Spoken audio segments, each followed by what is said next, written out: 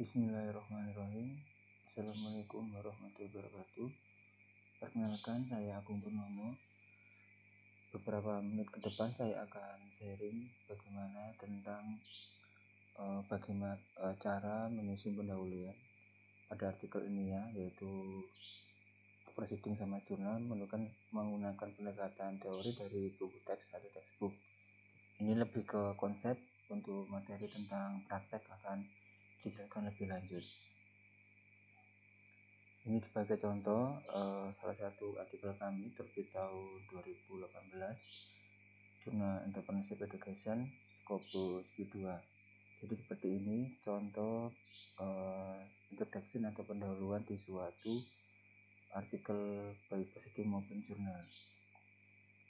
Kita akan menggunakan 3 textbook dari penerbit yang sangat bagus, yaitu Springer. Springer ini adalah juga salah satu top penerbit jurnal di dunia selain Elsevier, Emerald, Taylor and Frances, Sage dan seterusnya ya. Kemudian buku yang ketiga Imperial College. Masing-masing dari 3 buku ini penulisnya memiliki background yang berbeda-beda.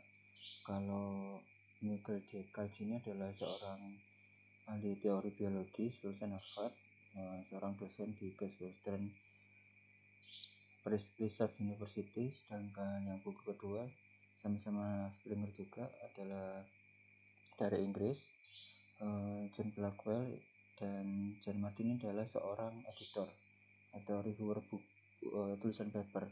John Blackwell ini ketika nulis buku ini sudah mereview atau mengedit sekitar 3.000 paper, sedangkan John Martin ini 1.000 paper. Kalau bedanya mereka, yang John ini adalah fisiologi tumbuhan, sedangkan John Martin ini ekologi. Jadi sangat qualified ya untuk bagaimana cara menulis ilmiah berdasarkan pengalaman mereka mereview atau mengedit paper. Totalnya 4.000. Yang keempat ini dari Inggris juga, Hilary Glaswedel, seorang dosen bahasa Inggris yang fokus ke scientific writing di STEM ya, Science, Technology, Engineering, Mathematics, and Medicine ya. Yang keempat akan menggunakan satu referensi website untuk pelengkap. Jadi kami berharap 4 ini akan mengerucut, memberikan gambaran seperti apa sih teorinya yang umum dipakai di seluruh dunia untuk menyusun pendahuluan atau introduction. Yang pertama kami ambil dari bukunya Michael J. Hart, From Research to Manuscript, dari penelitian hingga manuskrip artikel. Jadi kalau kita menulis struktur atau anatomi artikel ilmiah, proceeding maupun jurnal, itu akan terbagi seperti ini ya, yang disingkat dengan IMRAT, yaitu introduction, M itu material atau method, kemudian R itu result, hasil, A itu end, dan D itu discussion. Di IMRAT ini strukturnya dari awal sampai akhir. Namun ketika menulis nanti urutannya tidak seperti ketika yang ditulis ya. Jadi ketika menulis itu yang di sisi pertama adalah berdasarkan buku ini ya. Jadi saya akan menggunakan pendekatannya Michael J. Hart. Yang pertama itu menulis dulu metode sama materialnya. Ini dengan asumsi penelitian sudah selesai tentunya, tinggal dilaporkan atau dipublish. Kemudian riset hasil, diskusi, kemudian apa kesimpulannya, baru menyusun introduction. Jadi karena di introduction ini seharusnya sudah jelas mau dibawa kemana papernya, why-nya apa, mengapa paper itu menarik untuk diteliti. Baru dari situlah kita menyusun judul ya, karena ini sudah digambar semua, baru menyusun judul dan abstrak. Jadi biasanya, kecuali kalau misalnya menyusun proposal, frameworknya tidak seperti ini ya, begitu. Tapi ini kira-kira seperti ini, karena ini adalah harapannya sampai ke manuskrip untuk yang disubmit. Kemudian kalau menurut Katz, struktur atau anatomi pendahuluan atau introduction itu terbagi 3 besar, yaitu background atau latar belakang, 2 gap atau celah penelitian, yang ketiga C itu adalah rencana Anda untuk menyerang atau bagaimana untuk menyelesaikan gapnya itu. Di background sendiri akan terbagi 2, yaitu general statement atau pernyataan umum dengan supporting data yang pendukung untuk general statement yang tadi. dibilang bahwa peran pendahuluan adalah untuk memberikan preview diskusi kepada pembaca terhadap suatu lubang ya. Lubang ini maksudnya adalah research gap dalam lanskap ilmiah atau body knowledge yang akan diisi oleh penelitian. Jadi yang pertama diisi dengan pernyataan umum yang telah diterima, jadi tidak ada perdebatan, kira-kira seperti itu. Kemudian dikembangkan lagi, ini juga dinamakan dengan known area ya. Area yang sudah diketahui masuk ke gap atau celah penelitian yang juga dipanggil dengan unknown area yang belum diketahui, yang perlu diteliti. Nah, dari unknown tadi itu masuklah ke jadi ada alasan karena belum diketahui maka di-attack, direncanakan untuk diteliti. Kira-kira seperti itu alurnya, garis besarnya. Karena Nika Jihas ini ahli teori biologi, dia menggunakan contoh di bidang biologi ya. Ini adalah contohnya tentang akson. Akson ini kalau kita browsing tentang neurit atau sel panjang yang tipis pembawa impuls elektrikal menjauh dari sel tubuh, jadi tentang sel. Ini staining ini pewarnaan, jadi pewarnaan pada sel. Itu jadi dia mencoba contohnya jadi dibagi dua ya. General statementnya dibagi dua, dia habis yang umum menuju ke khusus. Kemudian langkah pertama adalah menulis idenya apa aja. Jadi bisa kata, bisa frase, bukan kalimat ya. Ditulis, jangan repot-repot menulis kalimat. Jadi ditulis saja umumnya itu yang Anda ketahui tentang, kalau di sini tentang sel atau axon, tulis tentang apa ini, state of the art, organelle, signal amplification dan seterusnya. Ditulis digali terus kata kuncinya. Kemudian dari kata kunci atau pengembangan yang kita pikirkan tentang bidang itu dikembangkan, dicariin referensinya yang mendukung.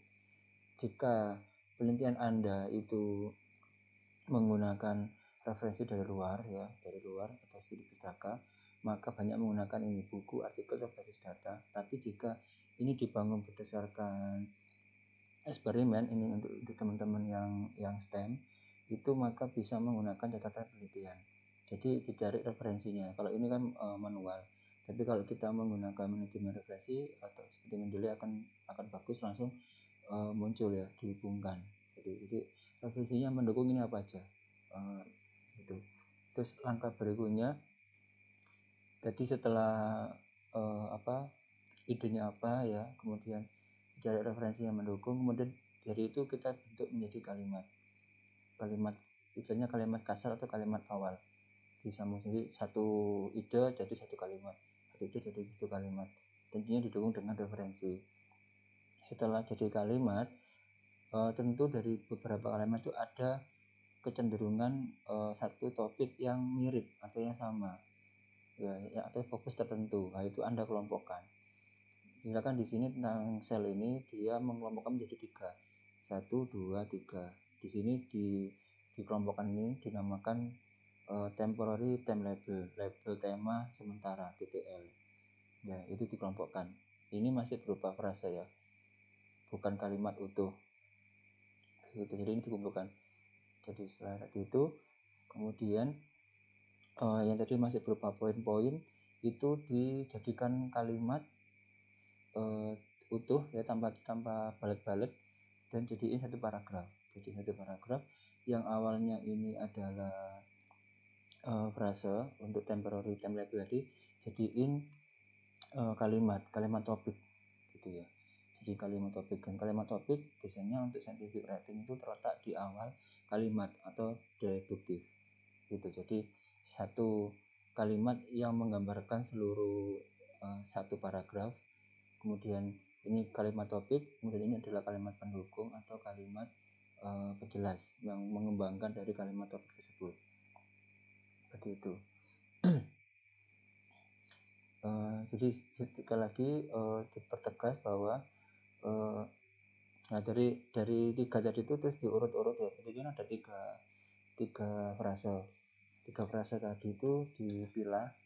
Yang paling membahas masalah utama dia letakkan paling awal, kemudian jika nanti menemukan kalimat yang mengulang atau maknanya sama dengan kalimat yang lain, maka dihapus atau di merger. Jadi di merger ya. Jadi satu kalimat itu memungkinkan berisi beberapa referensi. Misalkan satu kalimat awalnya makan nasi enak, kalimat kedua makan nasi itu menyehatkan, kalimat ketiga itu makan nasi itu bagus untuk psikologis. Itu digabungkan, makan nasi itu enak referensi satu, referensi dua makan nasi itu apa, kata referensi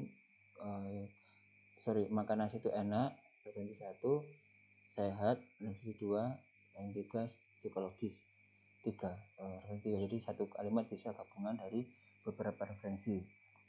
Kemudian kalimat kompleks ya, kalimat kompleks itu berarti ada dua kalimat, misalkan saya makan nasi dan dia suka rujak gitu, itu adalah dua kalimat yang jadiin kalimat majemuk. Itu disarankan untuk dijadiin kalimat sederhana, transitif ya, kalimat langsung atau punya objek. Jadi saya makan dan dia makan rujak, itu dipilah saya makan nasi titik dia makan rujak titik, kira-kira itu ya, jadiin kalimat sederhana. Kemudian setelah terakhir kita poles ya, finishing ini yang perlu juga dilakukan, diperjelas lagi apakah satu paragraf itu menjelaskan satu ide gitu. Dapat dilihat dari mana apakah satu paragraf itu dimulai dari satu kalimat topik ya. Itu kemudian apakah kalimat paragraf itu mampu menjelaskan atau self contained. Kemudian tadi setelah ada kalimat topik setelah ada kalimat topik, apakah juga didukung oleh kalimat-kalimat pengembang, kalimat supporting kalimat gitu ya. Ini udah mengevaluasi itu tadi caranya mengembangkan paragraf ya. Kemudian Michael Jagger juga menjelaskan bagaimana mengembangkan struktur ya, struktur. Kembali lagi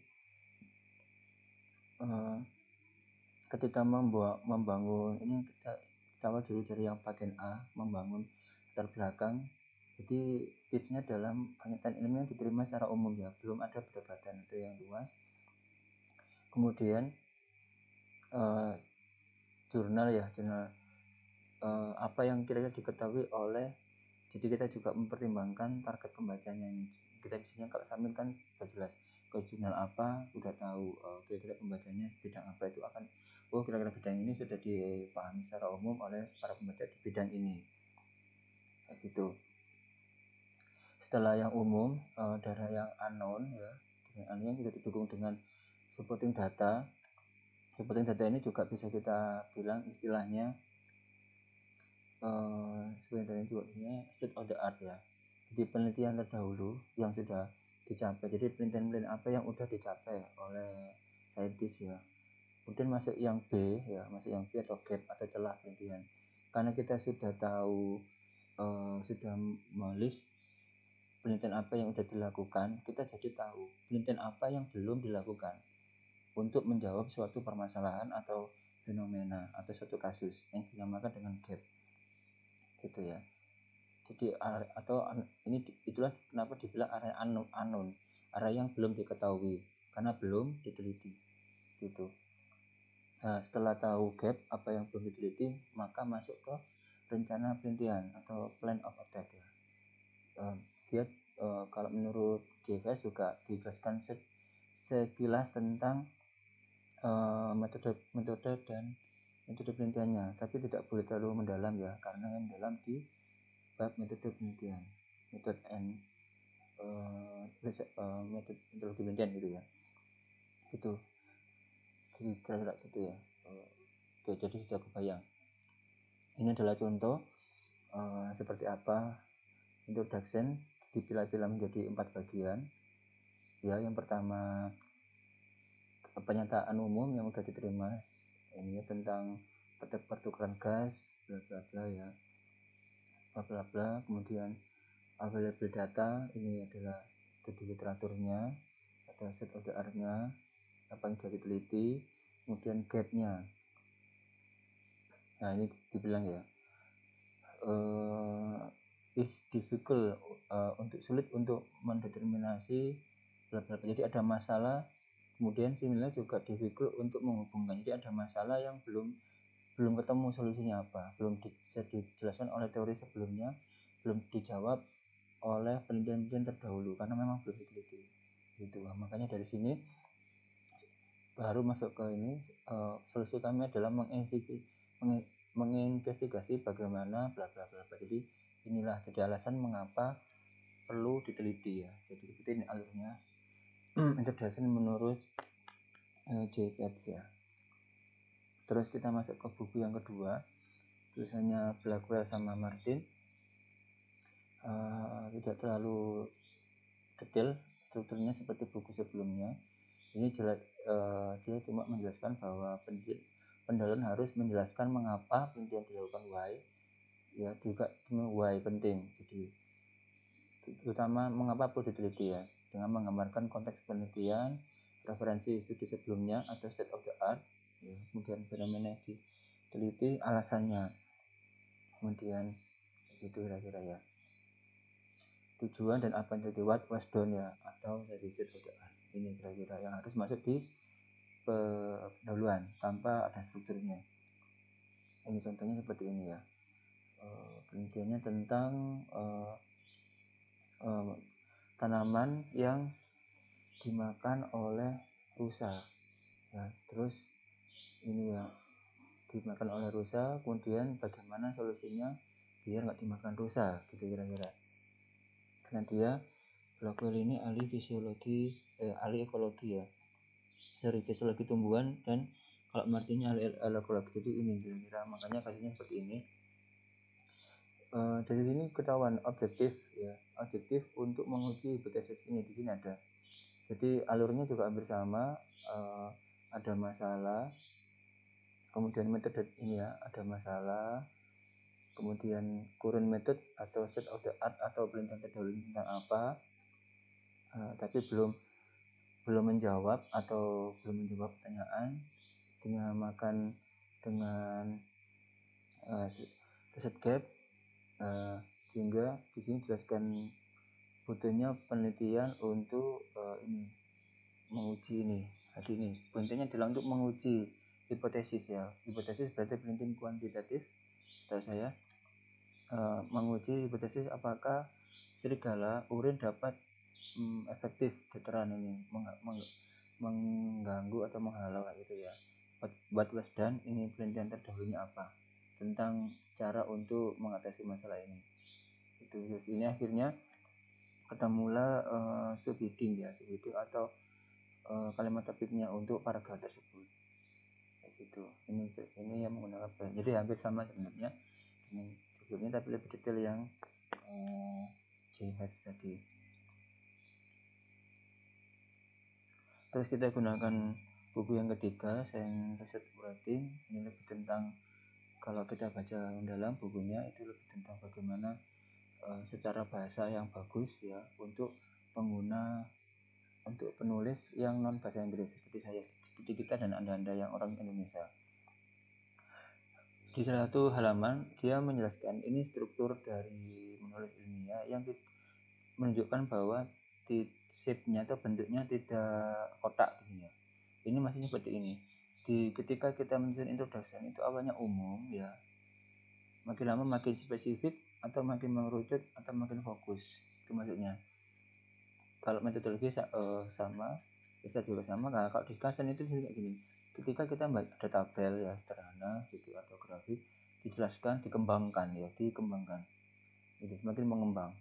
Seperti ini maksudnya ya. Begitu. Oke. Kalau di tulisannya Dill ini dia langsung memberikan contoh satu introduction terdiri dari 1 sampai 10 kalimat ya, terbagi dari 3 paragraf. Nanti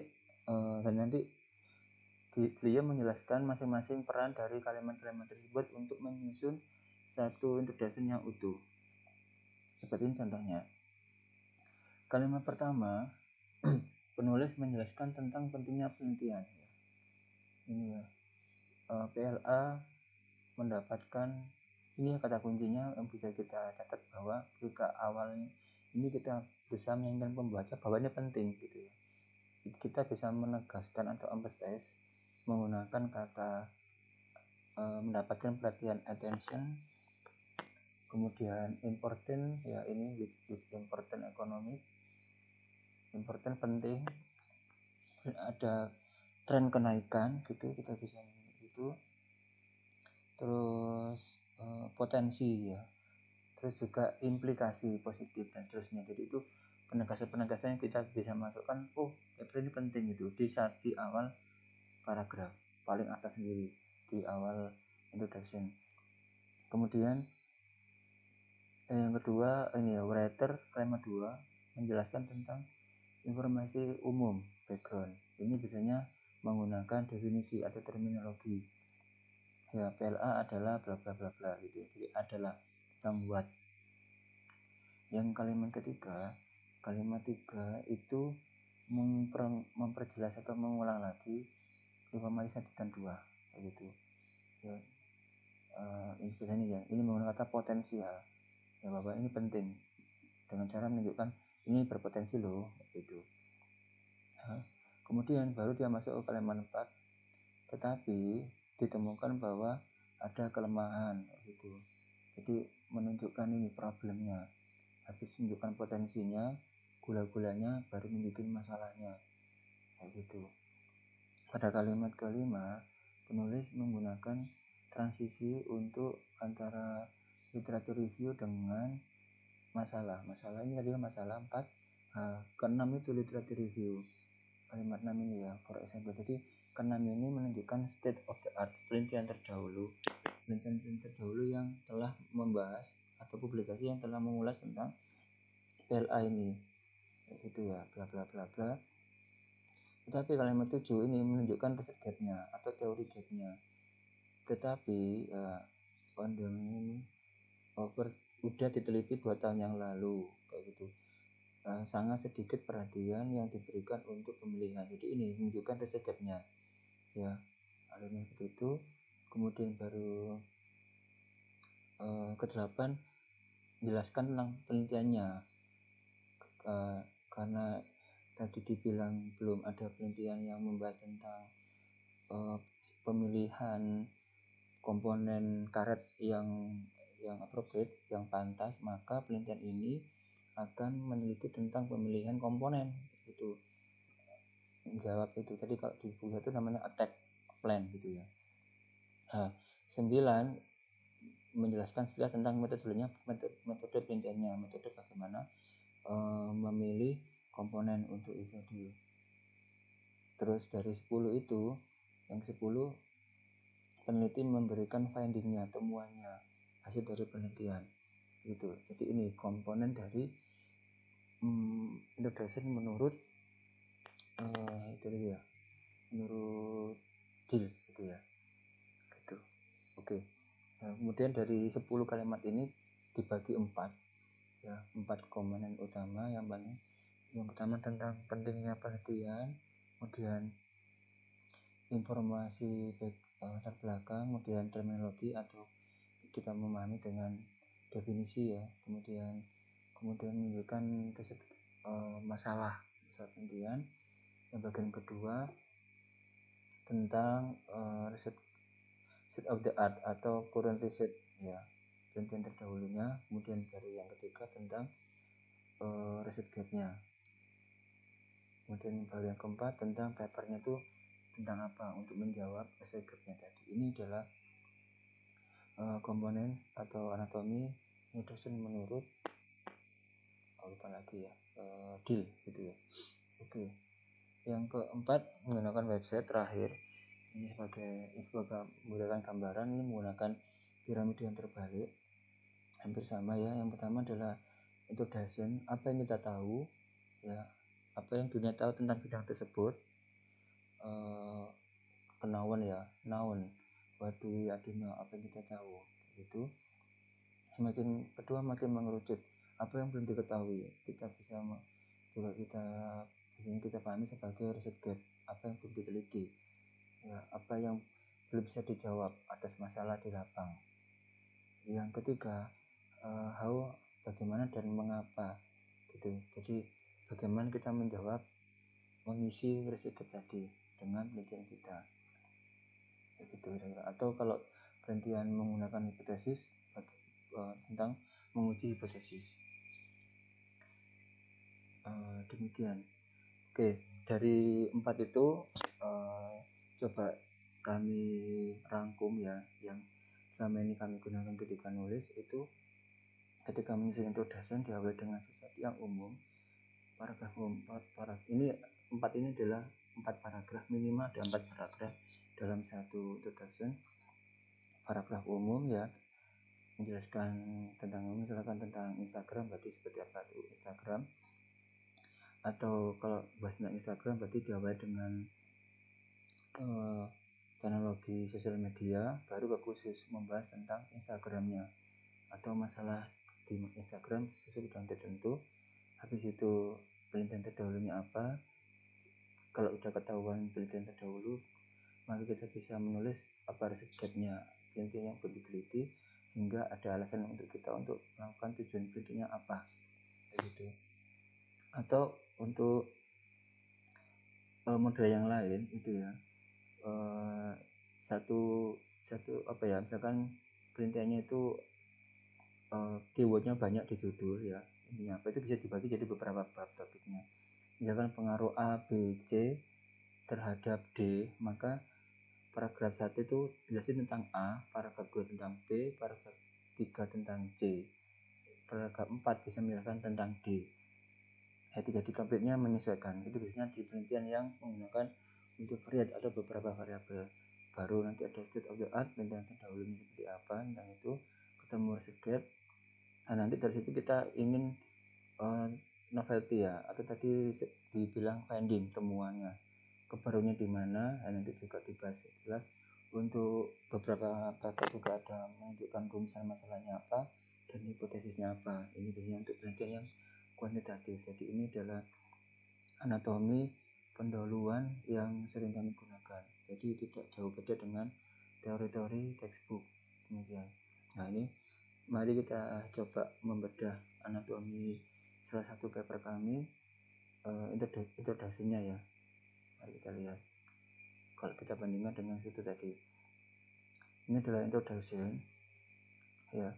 Ini judulnya adalah Resultant of Literature on Ecopreneurship Research Overview selama 2 dekade. Kata utama adalah di paper judulnya adalah Ecopreneurship Research. Nah, nanti ini yang kita jabarkan ya, ecopreneurship, penelitian kewirausahaan berbasis lingkungan. Ini membahas tentang ecopreneur ya, umum ya, jadi dibilang umum.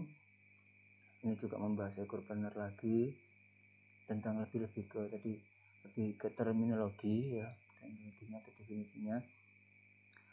Terus masuk ke yang berikutnya, masuk ke state of the art. Ini ya, ini state of the art. Ini masih ke bagian umum, tapi kalau ini tadi bagian umum ya, bagian umum tentang ecopreneurship. Masuk ke yang 2 tentang penelitian ecopreneurship research ya. Jadi seperti ini, sekaligus ini adalah state of the art-nya gitu ya, state of the art-nya. Nah, dari sini setelah tahu state of the art, kita baru nemu ini riset gap ya. Ini yang sudah diteliti apa aja.